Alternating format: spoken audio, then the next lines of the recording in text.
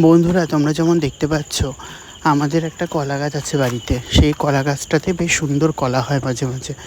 এবছরও কলা হয়েছে। অ্যাকচুয়ালি কলা হলে তো গাছ আবার মরে যায়, একবার কলা হয়ে যাওয়ার পরে গাছটা কেটে ফেলা হয়, তা আবার নতুন গাছ হয়েছে, নতুন গাছে সুন্দর কলা হয়েছে, ভালো কথা।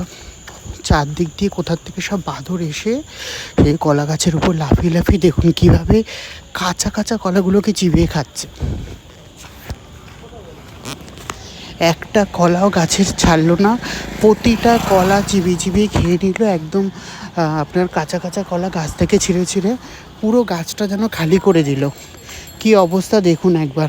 আর শুকি তুলো কোনো কিচ্ছু করতে পারলো না, কিছু করতেই পারবে না।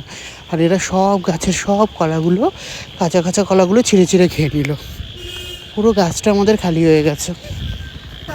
কি অবস্থা একবার দেখুন, কীভাবে লাফিয়ে লাফিয়ে গাছগুলোতে উঠছে।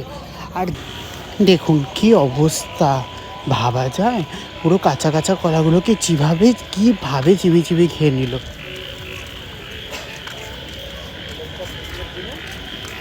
আবার মাঝে মাঝে কি হচ্ছে, একটা তো আসেনি, 3-4টে এসেছে। আমি নিশ্চয়ই অন্য ভিডিওতে আপনাদের দেখিয়েছি। কি করছে, একটা যখন খাচ্ছে আরেকটা পাশে বসে থাকছে। যেই একটার খাওয়া শেষ হচ্ছে তখনই গিয়ে আরেকটা ঝাঁপ দিয়ে গাছের উপর বসছে।